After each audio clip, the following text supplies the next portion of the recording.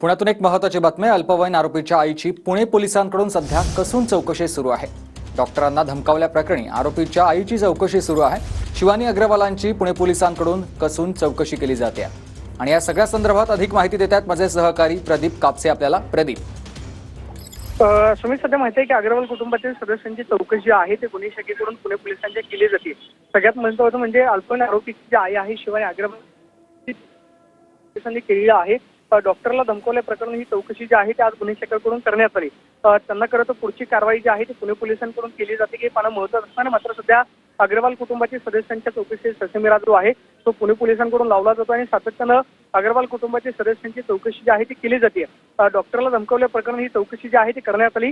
चौकशीमध्ये आणखी काही खुलासे जे आहेत ते अग्रवालच्या अल्पवयीन आरोपीच्या आईनं केलेत का हे प्रकरण पाहणं महत्त्वाचं असणार आहे। मात्र सध्या पुणे पोलिसांच्या गुन्हे शाखेकडून अल्पवयीन आरोपीची सुद्धा चौकशी जी आहे ती करण्यात आली। नक्कीच धन्यवाद दिलेल्या तुम्ही सविस्तर माहितीसाठी।